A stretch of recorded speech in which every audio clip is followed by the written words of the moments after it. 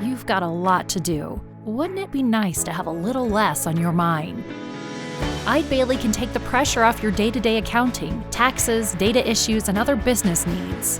What inspires you inspires us. This is the Art of Dental Finance and Management podcast, brought to you by Art Wiederman, CPA with Eide Bailly. Whether it's taxes and investing or planning wisely, Art is the expert to make your dental practice profitable.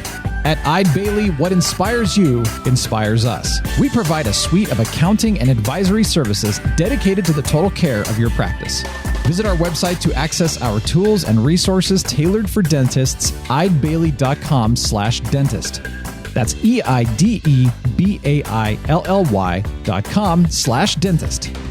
This podcast is distributed with the understanding that Art Wiederman, CPA, and Eide Bailly, LLP are not rendering legal, accounting, or other professional advice.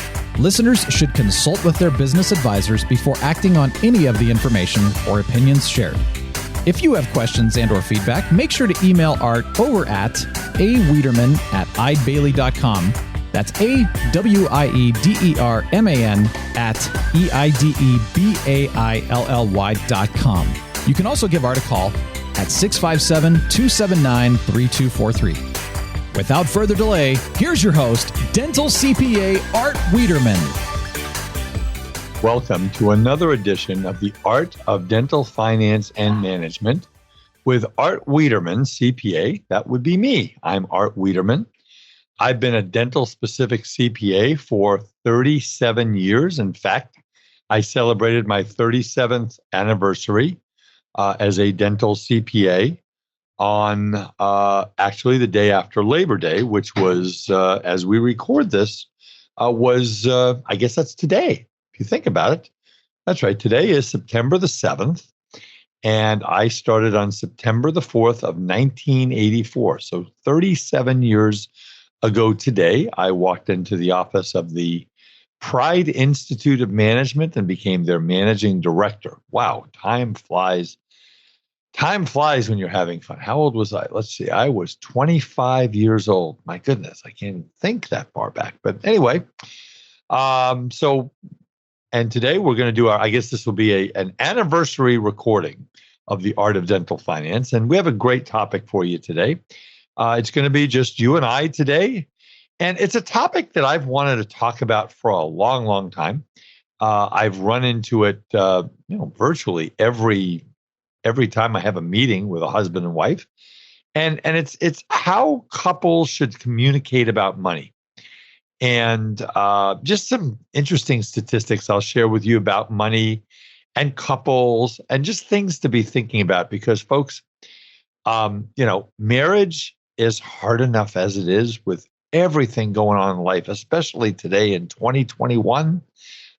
It's just with COVID and all the stresses you hear about on the news and the vaccine. It's just so hard. And when you add to it the stress of finance, then it almost makes it impossible. So I'm going to give you hopefully some good tips and things to be thinking about when you are talking to your spouse or significant other about finances. But before we get to that, I got some other things to talk to you about. First thing was the thing I did over Labor Day, which was amazing.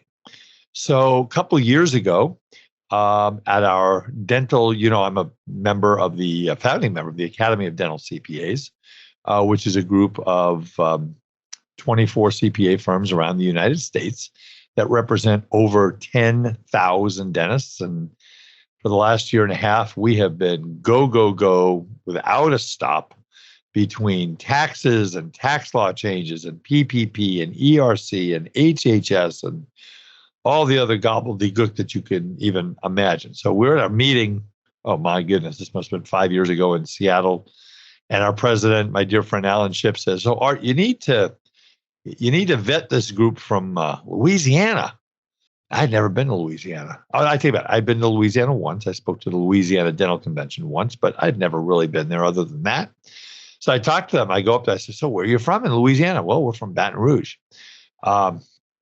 Really? Oh, Baton Rouge, that's where LSU plays. Yeah. You got season tickets for LSU? Yes, sir.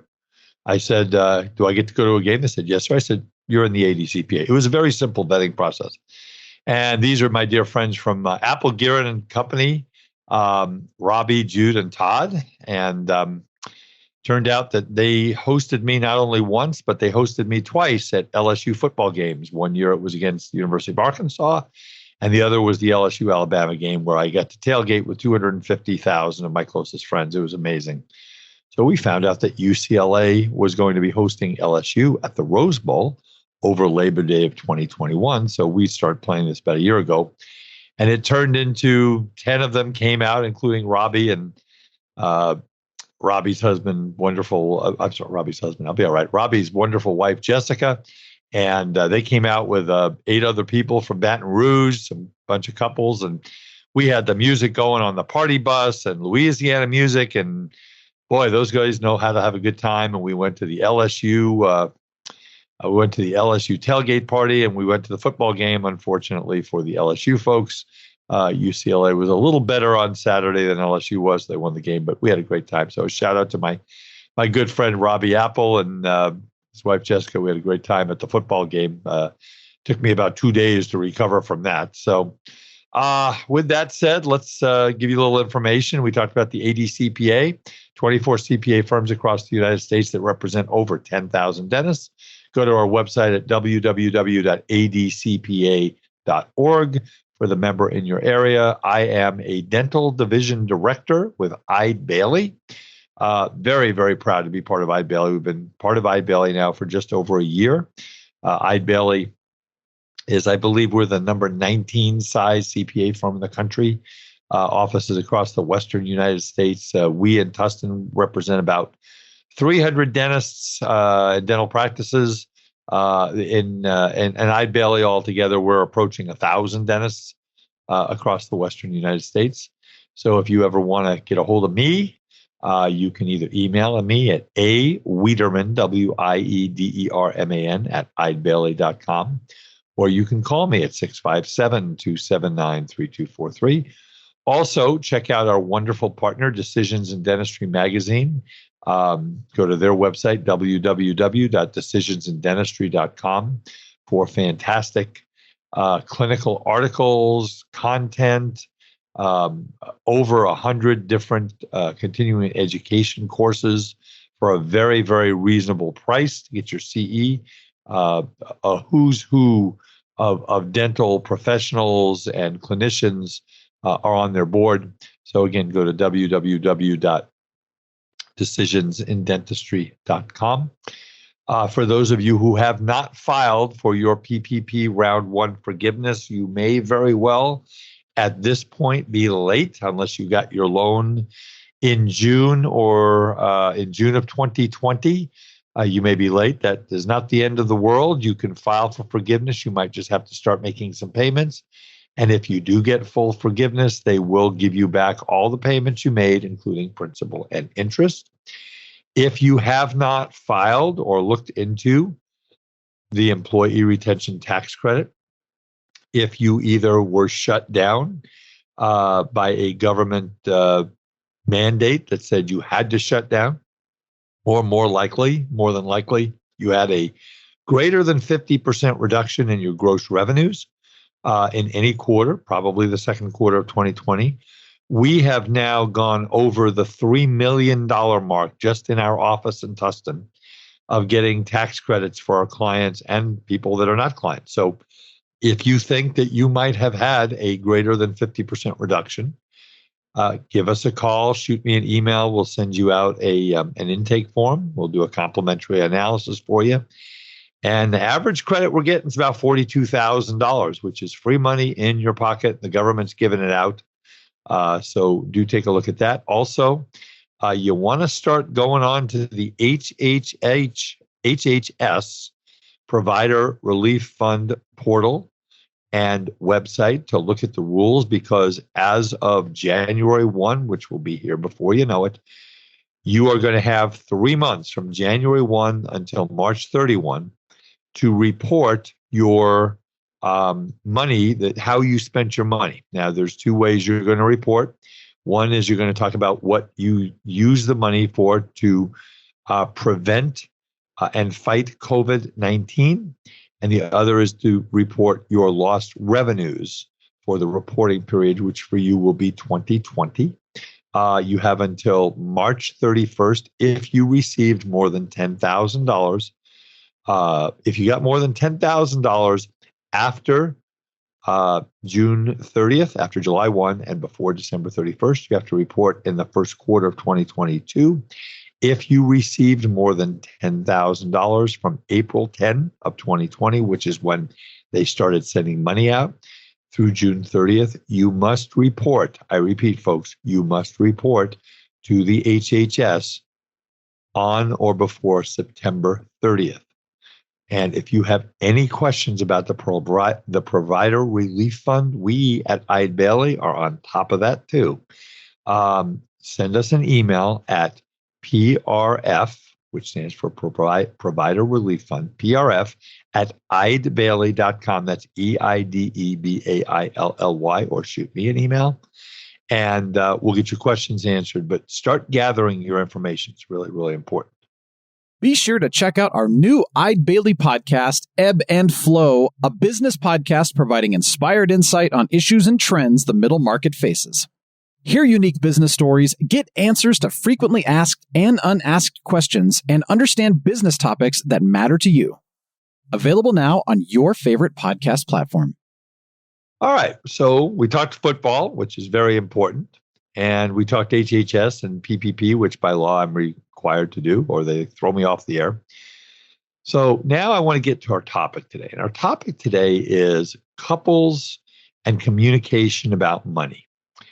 And I have spent my professional career counseling couples who, many times one of the spouses is a wage earner, is an owner of a dental practice. The other spouse is a stay-at-home mom, stay-at-home dad. We see them both. And there's lots of conflict. When I see people sitting in my conference room and we talk about money and we talk about retirement, I will see one couple get all animated about, well, I don't want to work forever. And then the other one just sits there and they don't say anything. And I can tell that this couple has not spoken about money. So I'm going to give you some tips tonight, just kind of tips from my experience and things I've read and things I know about what you should be thinking about. Are there any magic bullets? No. The number one thing you have to do, folks, and I'm going to say it over and over again tonight, is you need to talk about it. You need to communicate. It's not the elephant in the room. It's, how do you approach it? I mean, how do you approach talking to your spouse? We're going to talk about that a little bit tonight. So let's start out talking about couples who are thinking about marriage. Maybe you're living together. Maybe you're dating. And it's looking like it's going to go the distance, or maybe you just got married and you haven't really started. And I always share, personal things on this podcast with my listeners. And when my wife Lynn and I got married in May of 1985, 36 years ago, this podcast will be recorded. Will air on, I believe, the 15th of September. So we're going to be leaving the next week for our what was supposed to be our 35th wedding anniversary trip, but we all know what happened to trips in 2020, don't we? And we got married back then, and my wife was working as a graphic artist, and I had just started off as an accountant, working for Deloitte Haskins and Sells back in the in the mid 80s, and we were both, two young people trying to get started in life and make it, and get your first house and do all that kind of stuff. And we did talk about money. So the first thing you want to do, folks, is you want to talk to your spouse about your philosophy of money. What does it mean to you? Now, money means different things to different people. To some people, how you can accumulate as much money as possible is a game. I want to find multiple sources of income and multiple types of investments. And they just get, they get their jollies out of how can I build my wealth? Not that I know what I'm going to do with it, but just to build it. We have people that are spenders. What do they, where do they get that? And remember, folks, you get a lot of this from your parents. The experiences in life, whether you work hard, whether you learn and go to school, what type of a parent you're going to be, a lot of it comes from your parents because, that's all you had to learn from. My parents got divorced when I was 5 years old when we were living in New York. And my stepdad, he taught me one thing that I never forget, which is don't get your hand stuck in your pocket, Arthur. He always say that. And we never get our hands stuck in our pocket, always reach for the check and stuff like that, whether we have the money or we don't. But what's the philosophy? Are you a spender? I've always been a saver. And the reason I've been a saver is, unfortunately, folks, I've been privy to watching dozens and dozens of couples and dentists go to work and work into their 60s and 70s and have nothing. I had a dentist that I was actually going to sell their practice. And he was in his early 60s. This was up north of Los Angeles. And I said to him, so before we do this, do you have enough money to retire? Well, I have $100,000 in savings.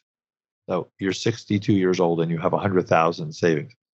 So what are you going to do? Well, I'm going to get a job working for one of them and sell my practice, get a job for one of the big dental companies. And I said, well, I don't know how that's going to go. They don't normally hire older doctors, but maybe you'll get lucky.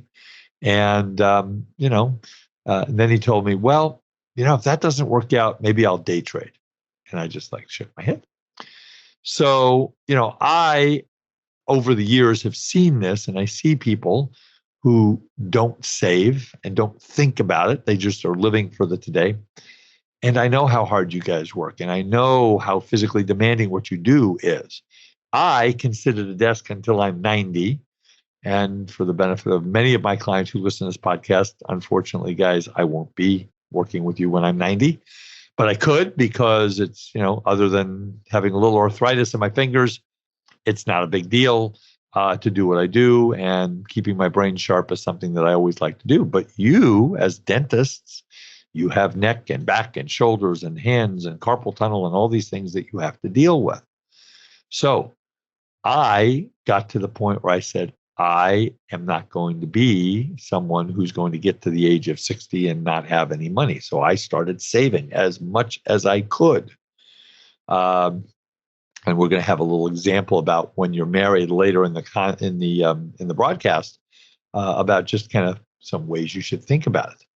So, are you a spender? Are you a saver? You need to talk about that. And the most important thing that maybe I'm going to tell you tonight is you cannot be judgmental about your partner. All right? If you're a saver, and we know saving is good, but your partner couldn't care less about saving money. They just want to take an expensive vacation. They want to have a nice car. They want to have a nice new whatever it is. It doesn't matter. So you can't be judgmental. What you have to do if you want your relationship to work, and I've seen this in my conference room over and over again, is you must be respectful of your spouse. Okay, honey, I understand that you want these things, but the fact of the matter is we can't run up credit card debt because the interest rates are 20%, and we are never going to get out of this. So we need to do some compromising. We need to do some negotiating, if you will. Okay, well, you want these nice things. Maybe we can get one of them. Or maybe I can go out and make more money. Or maybe you can go out and get a job part-time. These are the conversations that you must have, hopefully before you get married or before it gets too serious, so that you understand each other, okay? Here's the next thing that's really, really important, folks. You need to disclose to each other how much money you have. How much do you have in savings? How much money do you make? I'm going to give you some statistics here later that are going to boggle your mind, okay? How much do you have in savings? And most importantly, how much debt do you have? I've run into couples where husband and wife will be sitting in my conference room, and husband leaves to go to the restroom, and the wife says, he didn't tell you how much he'd run up in credit card debt, did he? No. Well, he's probably not going to. because he won't tell me. And I get that. I've had that happen at least 5 times. And that's very, very difficult to counsel a couple when that happens. As soon as you think that the relationship is going to go the distance, whether it's dating, whether you're engaged, okay? If your significant other talks to you about debt, like I was saying, don't be judgmental. Talk about how can we manage that debt. Okay, sweetheart, I am in this for the long run with you. Okay, we have this $20,000 or $30,000 in credit card debt. Let's sit down and make a plan, not only how we're going to pay it off over time, but how we're going to make sure that we don't run it up. What's a great way to do that? A great way to do that is to get yourself credit cards that you either have to pay off every month. American Express has one of those. Or get yourself a credit card that only has a limit of, I don't know, $5,000 a month, $6,000 a month, $10,000 a month. I don't know for you what that is. But we need to talk about our goals as to how we're going to get this debt paid off and how are we going to go down the road in the future. It's so easy to walk into a store and hand that little piece of plastic to the person behind the counter and buy things that cost $500, $1,000, $1,500, because guess what? You don't have to pay for it today. It's not coming out of your checking account. Your checkbook's not going to bounce because you can make that minimum payment every month of $39. And you don't want to do that because you can't get out of that.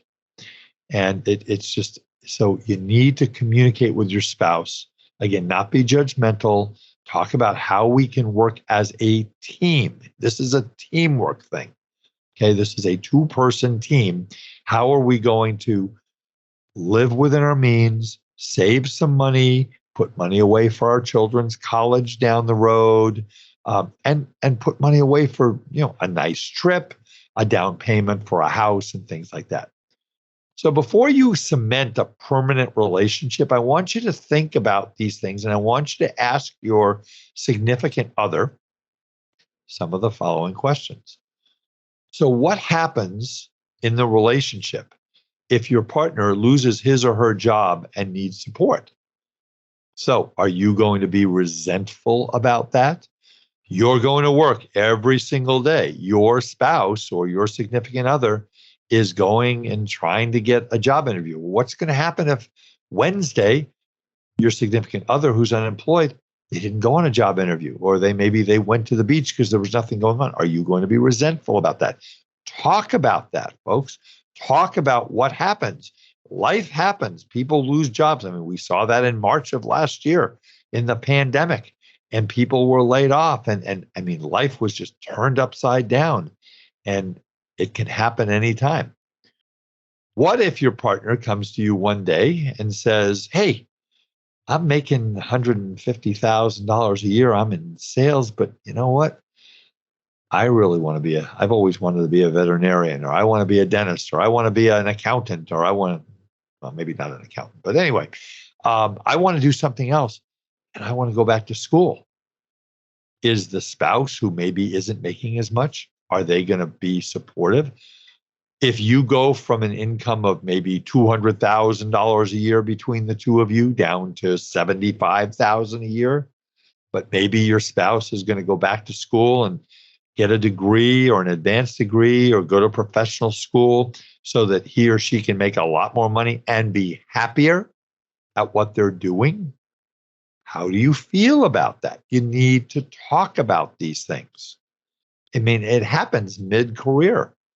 One of my dear, dear, dear clients who we lost about a year ago, Dr. Ross Christ, who lived in Sioux Falls, South Dakota.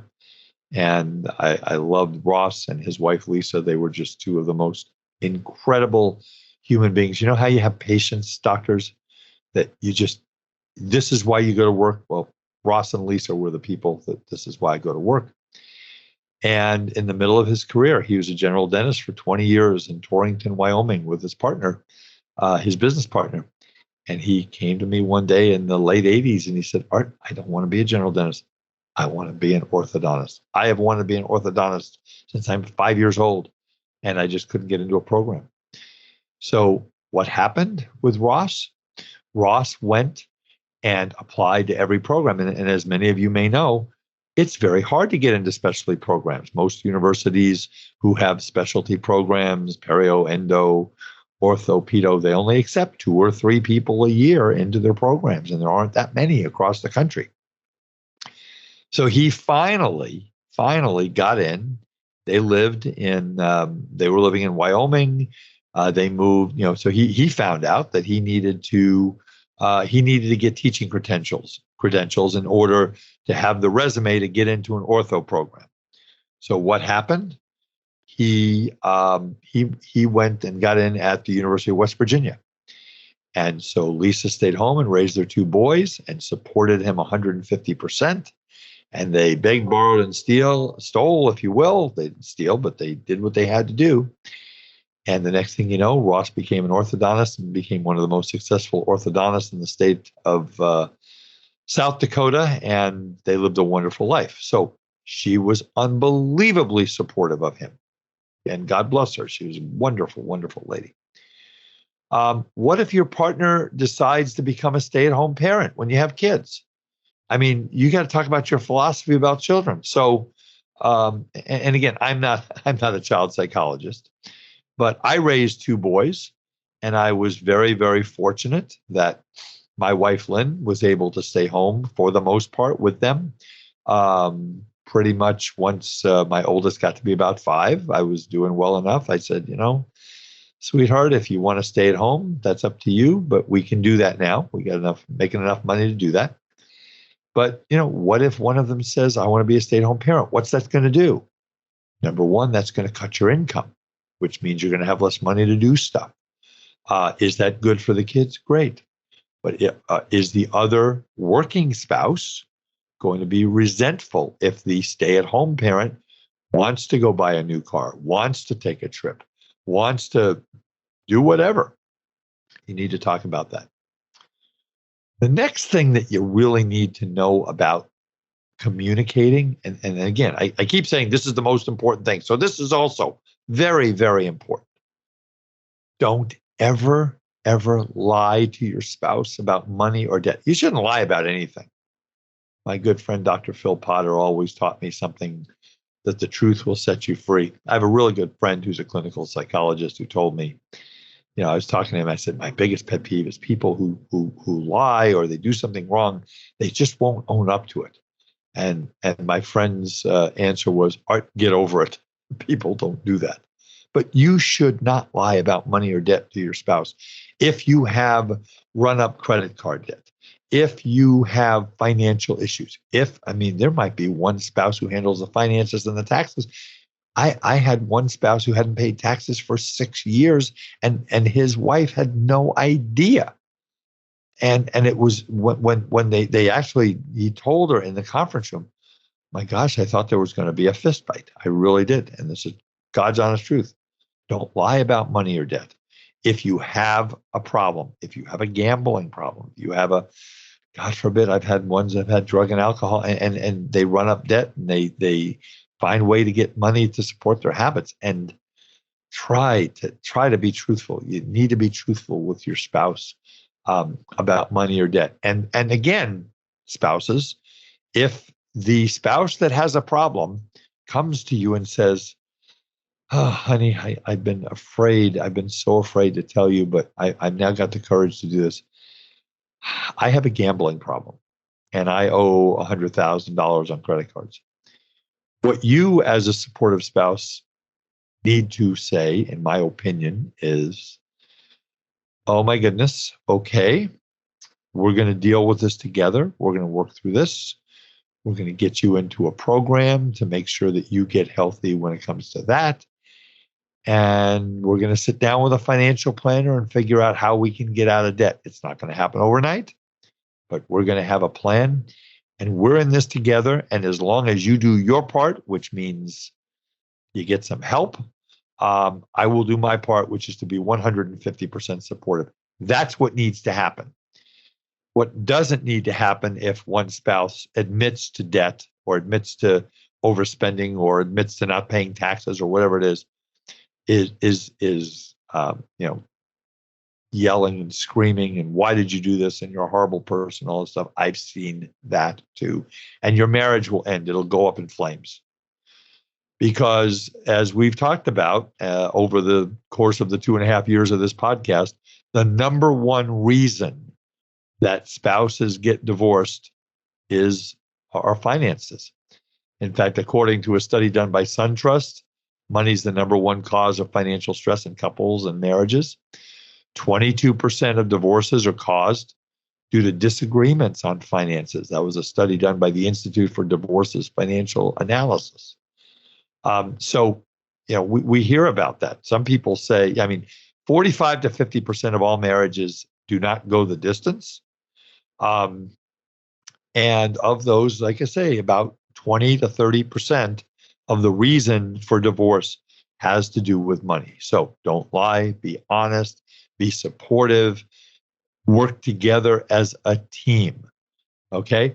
What are you going to do if one spouse makes more money than the other spouse? Is there going to be resentment? I have a couple where one of the spouses is a dentist, and that dentist does very, very well. And the spouse works in another industry. They work in sales. And the dentist makes probably twice as much money as the spouse does. And what's great when I sit with them is they talk like it's a team, like it's our money. Okay, we're going to work together. The spouse that doesn't make as much money in this particular relationship would always say to the one that's making the more money, are we good? Is everything going well? Do you have everything you want? And when you're supportive of each other like that, okay, and one spouse is not resentful that they make more money than the other spouse, or resentful if they make less money. Maybe there's an excuse. Oh, well, you just have always had it so easy. I've heard this too. You've had it so easy in your life. Your parents were rich and you were able to go to the best schools, and I had to struggle through community college. I get that. I understand that. And I've heard it in my conference room. So one partner makes more money and wants a bigger house or nicer vacations. Okay. Can we afford it? That's why it's important to set a budget. We'll talk about that in a little bit. And decide who pays for what, and discussing long-term financial goals. So, in any financial discussion that you have, okay, goals, setting goals, debt levels. How much are we going to spend every month? Make sure you listen. Don't be judgmental, and come to a compromise position so both of you are happy. A budget is really important for young couples starting out, because once you get into the habit of putting things on credit cards, you will never get out of it. It's like a treadmill. It's like the little, it's a treadmill. It's horrible. You just can't get out of it. So here's some other interesting facts I found. This is from Forbes magazine. One, and now we're talking about not even sharing information. Okay. So we talked about lying. We talked about, working as a team, but there's lots of couples that keep their finances separate. We're going to get into this conversation now, and that's okay. 1 in 5 people keep and manage their money separately from their partners, whether they are living together or they are married. 1 in 5. An even greater percentage, 24%, don't share any major financial account information or accounts, including a checking, savings, credit card, or mortgage account. This one blew me away when I read this. Almost 30% of couples don't even know how much the other spouse in their marriage earns. I can't imagine not knowing how much money my wife or my husband would earn.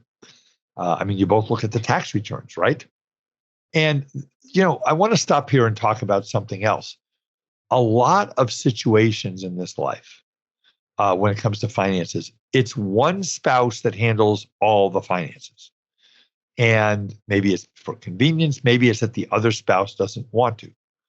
I am the CPA in the family.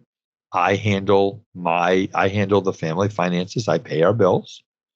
My wife has her own separate account for her business as a professional painter. And, but we have, we've talked about how much do I want to save? How much do we need for retirement? And, we just talked about in the last several weeks, I finally got to the point. I said, we need to do some remodeling on our house. And so we're going to do that. And she's real excited about that because I don't ever do things like that, but we're doing this now. And it was a conversation about what do you want? What's important to you? And that's really what needs to happen. So let's talk about if you keep your finances separate, how is that going to work? Okay. You need to discuss how are you going to share your major expenses like rent and food? Is it going to be based on who earns the income? Is it going to be 50-50? Because if you keep your finances separate, right? Well, the person that's making more money is going to say, wait a minute. We're going to keep our finances separate, but I live in half of the house just like you live in half of the house. Why? I make 70% of the money. Why should I pay 70% of the mortgage? That's not fair. And that's where you get into trouble. Okay. So this is where you put your heads together and you talk about, okay, together we make $150,000 a year. Together we make $250,000 a year. And I've got an example coming up here of how to, think about this. So, I always like the term, honey, what do you think is fair? And then you're listening instead of, well, this is the way we're going to, I make more money than you do, and this is the way we're going to do it. And that's how you're going to end your marriage. And then you're going to end up losing half your stuff in most states, maybe even more. So if you keep it separate, you got to discuss how are you going to share it? How do I like to share it? I guess it really depends on your philosophy of money. If you are all for one and one for all, then you throw it all into one pool and you say, okay, we need this amount for this and this amount for this. And, maybe you don't have enough, but you know what? You want something? I love you. I'll kick in for it. That works the best. Do you have separate accounts or joint accounts? We have, like I was saying, there's lots of couples who every single bank account is separate and they each write a check for a percentage of the mortgage payment. They write a check for, part of the food bill, or they put it into a kind of a joint kitty to pay joint bills. In 36 years of marriage, the only separate account we have is an inheritance account, which I said, this is an inheritance. It was my wife's. And I said, this is your money. I want you to have it. My name's not going to go on it, and it's all yours. And whatever you want to do. And she says, well, what's yours is mine, mine is yours. And that's the communication that we have. Okay. Agree on your priorities. All right. Talk early about your priorities. Do you want a house? Do you want kids? Okay. If you want a house, how big? How much do you want to spend? Where do you want to live? Okay. What do you like to spend money on? So Art here, I am one, as I've told you before, I've owned 4 cars since the age of 20. I'm now 62. I've owned 4 cars in my entire life. My current car is now over 215,000 miles. The check engine light comes on every once in a while. The back windows don't go up or down. Now it makes a weird sound, but the car runs really well, and I don't want to buy another car. Can I buy another car? I can buy any car I want, but I don't want to. Okay. But what do I like? I like really nice vacations. I like to go to nice places. I like to go to places I've never been. I've got bucket lists. And when I go, I like to go nice. I don't like to go cheaply. That's what I like to do. Okay. I'll go to lower end stores for clothes. My favorite joke for myself is that my definition of shopping is to lay down until the feeling passes. I hate clothes shopping. I think clothes shopping should be made illegal and outlawed. But many of you probably don't feel that way. Okay. My 2 boys don't feel that way. My 2 boys dress really, really well. And they, they look at dad and say, my youngest Forrest was down last week. He was down for the football game.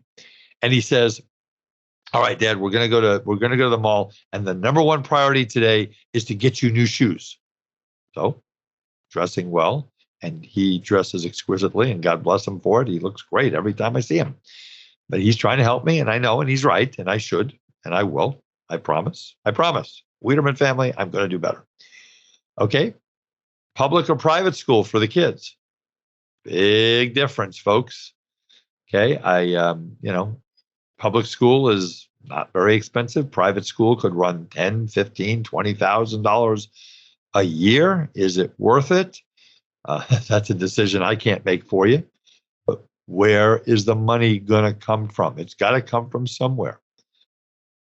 How important is retirement and college savings to each of you?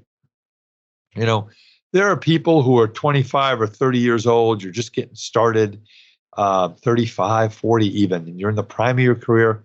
The last thing you want to think about is retirement, but you've got to do it. You've got to do it because we never know what's going to happen in this life. As a dentist, I just saw a very prominent dentist, someone in the Midwest, 45 years old, at the top of his game. The neck went, and he's done. Yeah, he's not going to be a dentist anymore. He might go teach. I don't know what he's going to do, but he's done. He's absolutely done. And you need to plan for that. All right. So how about once you get married or you've already been married? All right, let's start off again. And I've used this before, and I'm going to use it again. Let's talk about my 65-25-10 rule. At the beginning of every year, I want you to set a budget. So let's take an example. Let's say that between the two of you, you're going to earn $300,000 before taxes and any of your expenses. All right. So my 65-25-10 rule says you're going to live on 65% of what you make. You're going to pay about 25% of your income in taxes. And don't say to me, now, Art, I'm in a 50% tax bracket. No. You are, remember, we've talked about tax brackets. You've got a marginal bracket, which means every additional dollar that you make may be taxed at 32% federal and 10% state. I don't know. Depends on the state you live in, or you might live in a state that doesn't have a state income tax. But on the average, you're going to pay about 25% of your gross income in taxes. So 65% for living expenses, 25% for taxes, and 10%, what do we do, is for savings. And I've used this before on the podcast. How about my clients that use the 90-25-15 rule? They live on 90% of what they make. They barely squeak by, and they owe the IRS money all the time. And then they put money on credit cards, and that's not what you want to do. So my example is we make $300,000 projected for the year. That may be just the dentist with a stay-at-home spouse, or that might be the dentist and his or her spouse working at a job outside, or it might be two dentists. Who knows? So taxes are going to be, let's just say they're $80,000, leaving you $220,000. We are going to put into the budget, out of that $300,000, not negotiable, signed, sealed, and delivered, we are going to put away $40,000 for retirement because that's a priority to us. Now, it might be $30,000 and maybe $10,000 for junior's college education, who's now 1 year old. That leaves me $180,000. So I had $300,000 for income, $80,000 for taxes, left me $220,000. Retirement, $40,000. That leaves me $180,000. That's $15,000 a month. So that's our budget. Now, what do we have to pay for out of our budget? We got to pay for a lot of stuff. I want to encourage you that before you even start with a budget, your first budget item is going to be putting money into a personal savings account. Get into the habit of saving money every week, every month, every 2 weeks.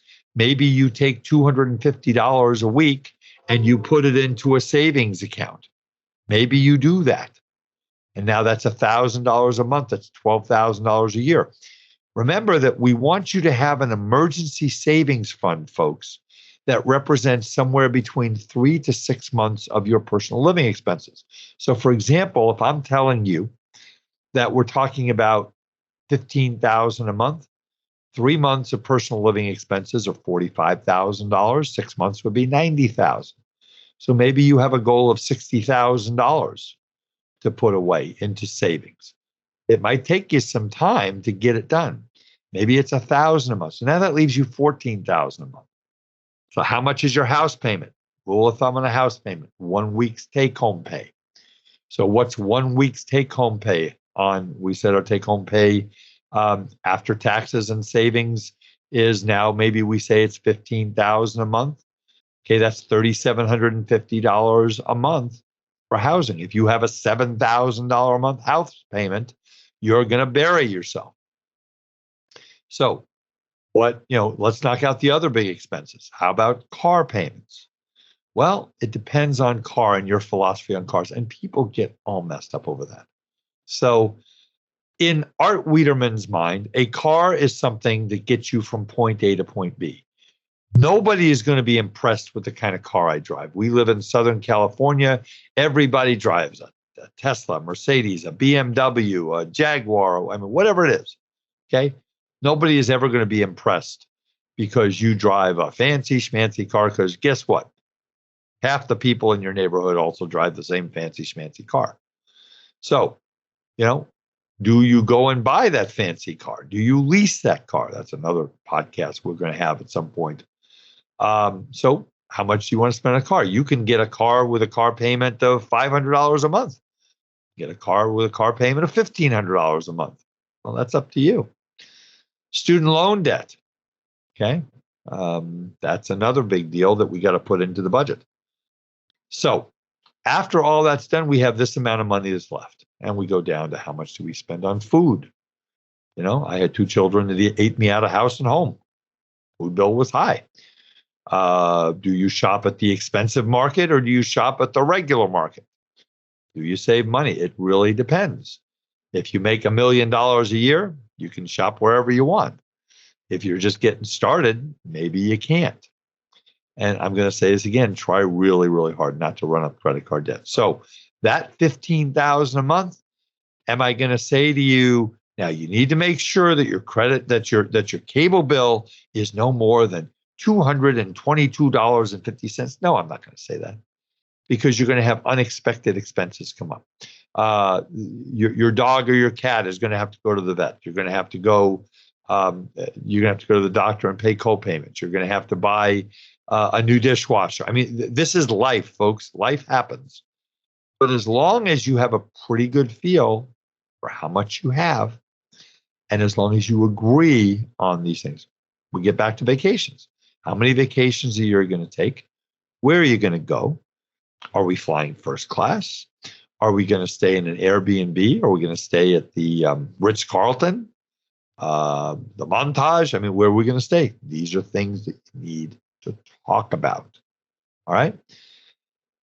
If you're running into some problems, but you see things that are going to get better, okay, you might consider using a home equity line of credit to consolidate your debt.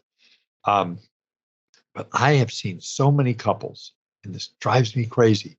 They go, okay, so this is it. We owe $80,000 credit card debt, and we want to remodel the bathroom. So now we're going to take out a loan for $120,000, and so we're going to refinance, and the interest rates are really low, and this is great, and it's going to cut our payments, because right now we're paying like $5,000 a month in credit card monthly payments, and now our payments down to $2,500. But what's going to happen? Are you going to run those credit cards up again? And that's what they do. And 3 years down the road, they come back to me and they say, Art, okay, so who do you recommend for refinancing? And we ran up the credit cards again. This is about communication and living within your means. Another thing I like to have couples do is to pay the bills together. You don't have to do it every time, but sit down. I love bank bill pay. I sit down once a month at the bill pay. I go click it on. I have all my vendors in there. I sort out my bills. I sit down and, I usually do it by myself. Sometimes I'll say to my wife, by the way, did you know we had this in this bill and what have you? And she knows, and, that works out just fine. But pay the bills together so that you know what they are. And maybe your spouse is going to say, hey, wait a minute, I heard about this and this service that we can get this cheaper and we can get the same service. Go to financial meetings with advisors together. This drives me nuts. I'm going to say 20% of our clients that come to see me When they come for their year-end meeting, they just come by themselves because the other spouse doesn't, well, they're not interested. They don't know. And let me take a digression for a second here. If you have a couple where one spouse is handling all the finances, deals with all the taxes, deals with the accountant, pays the bills, and the other spouse has absolutely no idea. They have a credit card. They know how to use that really well, but they don't know what they have. Okay? Sit down with your spouse and write out a net worth statement. I have a letter. It's in 3 places. It's in my safe. It's in my desk, locked up with my long-term secretary knowing where it is. And it's in a drawer somewhere.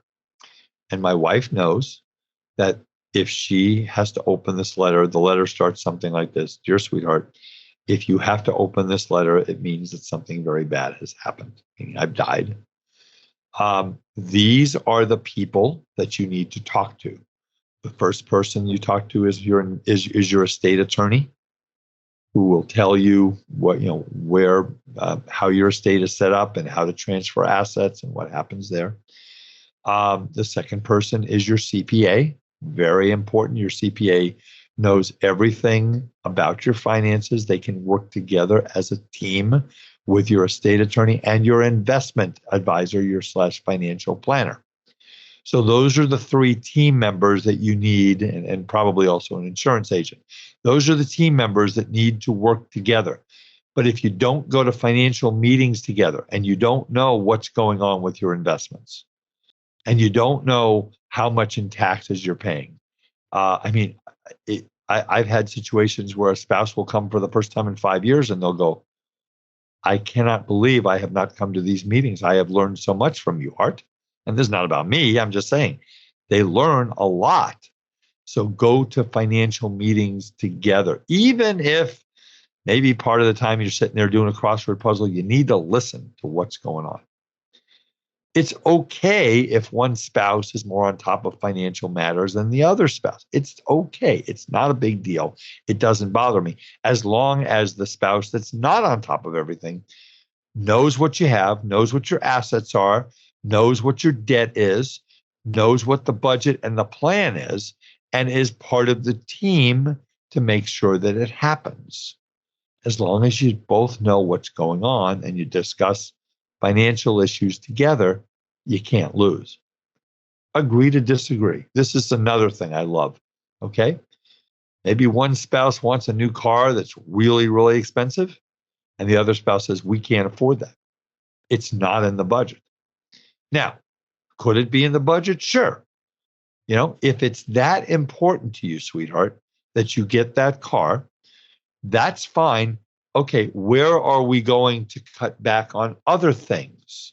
Because we can't afford that extra $1,000 a month car payment without cutting something out. Well, okay, I won't go to Starbucks 3 days a week and spend $15.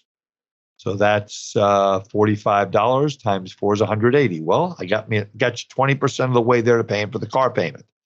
I'm going to work a couple more hours at the office. I'm going to maybe look for a higher paying job, make more money to pay for the car. These are the conversations that you've got to have with your spouse.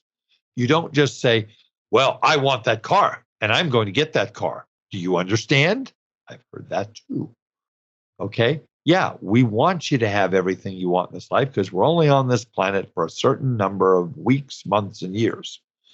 But you gotta be able to afford to pay for it. Okay. Like I say, maybe the spouse who wants the more expensive car is gonna spend less in some other areas. Maybe maybe if the husband wants to go and buy the expensive car, maybe he will only play golf twice a month instead of 4 times a month. Oh, did I just say that? Oh my God. No, I didn't just say that. Golf is off the table. By the way, any financial matters that you have, golf is off the table, just so you know. Just kidding. Talk about how finances are going to change once you have children.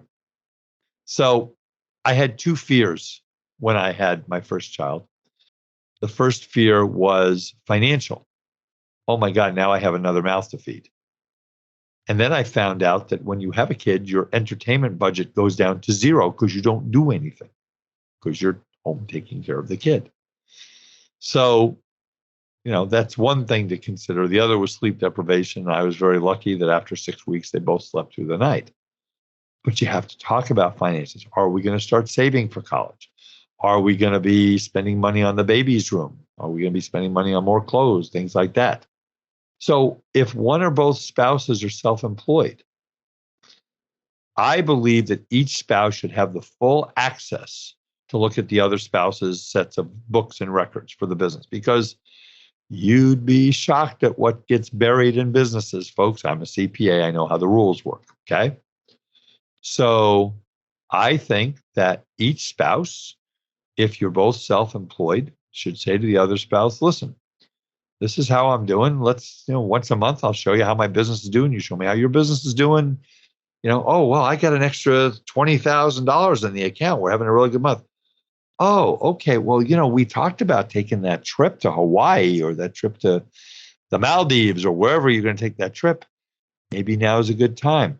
If you know how much everybody has and you know what your philosophy about money is, that you're not going to be resentful if your spouse doesn't make as much money and you've got the money, but they want to do things. If you have those situations, you might want to consider going to a counselor and having the conversation with them if you can't talk to each other. But if you don't communicate about money, something is going to hurt your marriage, and it's going to be the finances at some point. Here's another one that I like. Marriage, in my opinion, is about unconditional love. Don't try and change your partner's philosophy about money. Okay. There are things I just won't spend money on. And my wife knows that. And there are things that my wife wants to spend money on. And I know that. And I don't try and change her philosophy. And she doesn't try and change my philosophy. That will not go well, right? Communicate about your philosophy. Communicate about your concerns.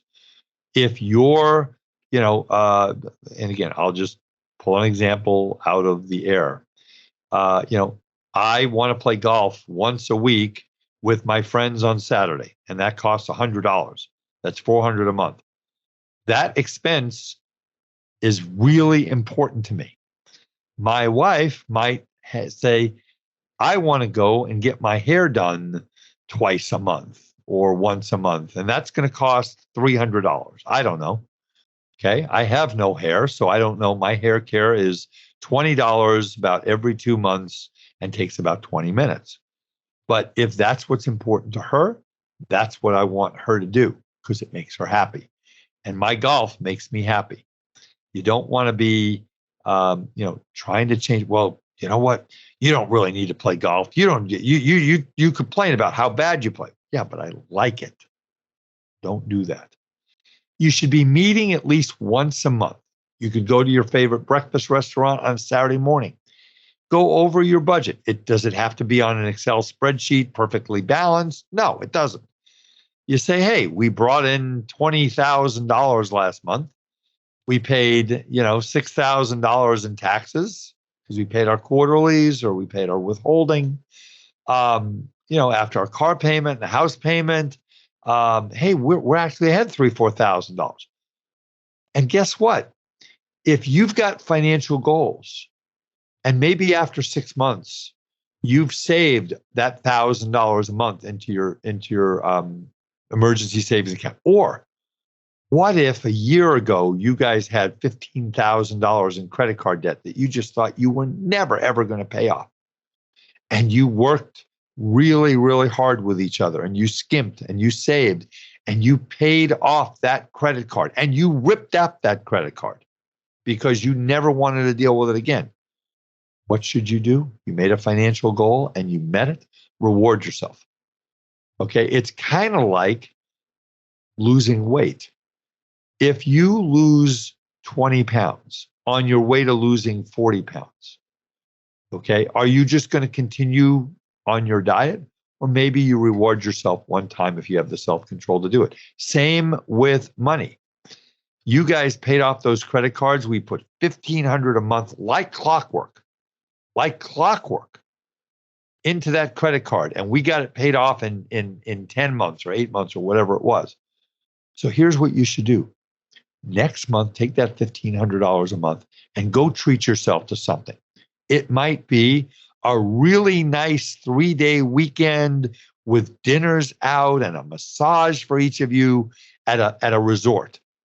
It might be treat yourself to a special event. Okay, maybe you treat yourself to a VIP show. Go see your favorite now that they're doing concerts again. Go do that. Treat yourself. Maybe take a trip. Maybe there's some out of town friends who've been talking to you for years about, oh, you got to come and see our new house in Texas or Oklahoma or Mississippi or wherever it is. Get on an airplane and go visit them and spend some time with them. Reward yourself for success. You guys met a goal. You set that goal. You worked really hard to meet that goal and you met it. Now, before we move on to the next goal, reward yourself. Because if you don't do that, you may not want to meet the next goal, but it's always nice to give yourself an attaboy, a treat. And by the way, folks, if you have a spouse who's maybe changed some financial behavior, maybe that spouse now isn't spending as much on his or her credit card, or maybe that spouse isn't, spending money on things that really didn't meet the cause, whatever that would be. You must let them know, boy, Joe, boy, Susie, I'm telling you, I'm so proud of you. I know it's hard for you to give up golf, or I know it's hard for you to give up this, or it's hard for you to give up that, but I'm so proud of you that you did that. And it's very important that you know that I'm proud that you did that. So let me put a bow on this for you. I hope this has been helpful to you. Again, everything I do is a call to action. All right. Did I give you every single answer to every single problem you're going to have with your spouse as far as it comes to finances? No, I didn't. But I gave you some things to talk about. So what if you and your spouse have never communicated? What if you've never communicated with each other about finances? Well, here's my first rule. There's never a better day than today to start. How do we start? Start with sitting down and looking at what you have. How much money do you have in the bank? How much is in savings? How much is in credit cards? And then start talking about, talking about your goals. When do you want to retire? What do you want? Do you want to have a second home? Do you want your kids to go to Yale or Harvard or Stanford or something like that? I mean, that's going to cost a couple of dollars. Do you want that really, really nice car that you got to drive in one day and you just said, this is what I want? Communicate. Set the ground rules. If you haven't, if you're in your 30s or 40s and you've never talked to your spouse about money, set the ground rules. Okay? Nobody will be scolded. Nobody will be criticized. Nobody will be held accountable. You will listen to the other spouse. If the other spouse says, well, it's really important for me to have that really fancy car, and you're sitting there in your mind and you're looking saying, are you freaking kidding me? Are you really serious that car is so important to you? You must respect your spouse's wishes as to what they want and say, okay, I want you to have that. But, and you can use this, by the way, and say, Art Wiederman came up with this. Our life is a math problem, because that's exactly what it is. There's got to be enough money to do all of this. And if there isn't enough money to do all of this, then you're going to put it on credit cards and there's going to be stress and you're never going to meet your financial goals. So nobody gets scolded or criticized or held accountable. Start slowly. Don't say, okay, well, all right, we're going to save for a house. We're going to have, in 2 years, we're going to have the kids' college funded at $200,000, and we're going to get these 2 new cars. Don't try and do it all at once. It's kind of like when a patient walks into your office and they've got all kinds of dental issues. Do you lay down a $50,000 treatment plan with 6 different, parts of their mouth? Or do you attack it in bite-sized pieces? And you say, okay, Mrs. Smith, the most important thing right now is this tooth, because I'm really afraid we're looking at a root canal if we don't do some really, quick treatment here. The other things can wait. The same with your finances. Okay. The same with your finances. Let's start by getting out of debt. Let's start by establishing that emergency savings fund. Let's start by saving for a down payment for a house, because that's a goal that we both have. And finally, folks, well, 2 things finally. Number 1, be truthful. Take responsibility for your past mistakes. Do not be critical, again, of your spouse if they've made a mistake. People are human. They make mistakes. Don't hesitate to say, I screwed up. I'm sorry. And if someone does that, you must give them a hug and say, sweetheart, we're all human. It happens, and we're going to get through it together as a team.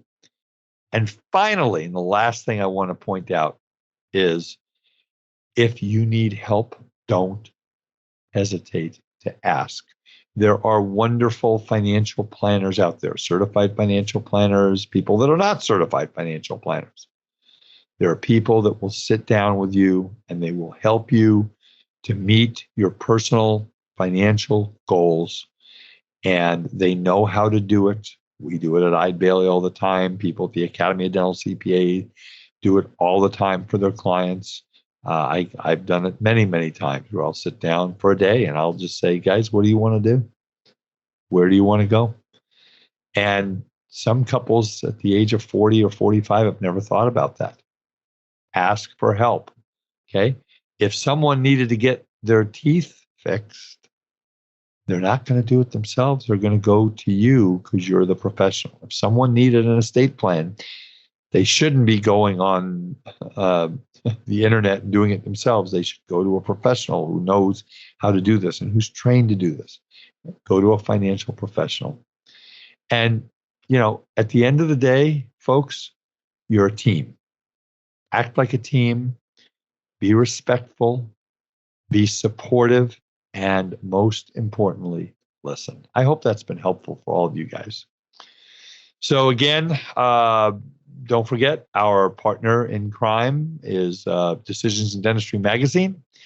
Go to their website, www.decisionsindentistry.com, and they will definitely provide you with great content and articles, not only in their magazine, but also on their website.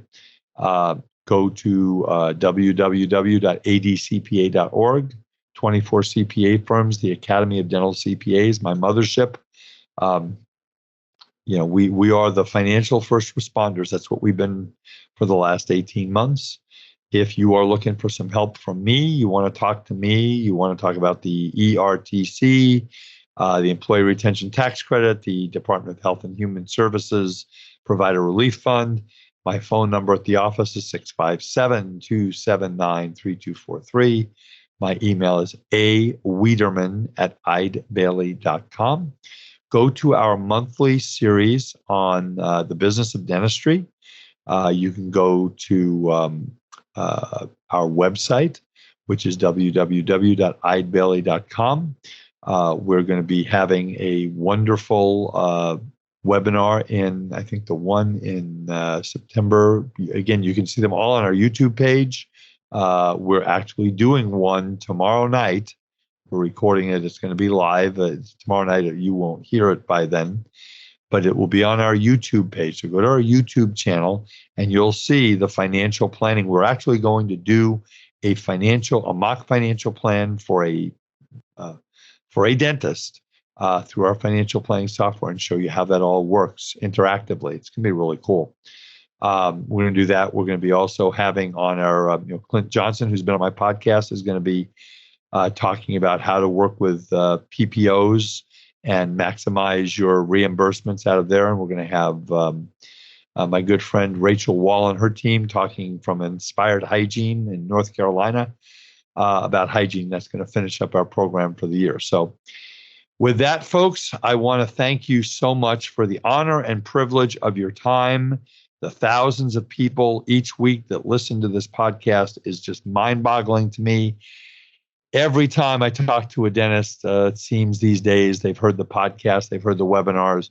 I thank you all so, so much for all the kind words, everything that you do to help people to be healthy, to improve the quality of their lives. Dentists are so important in this economy and in this life.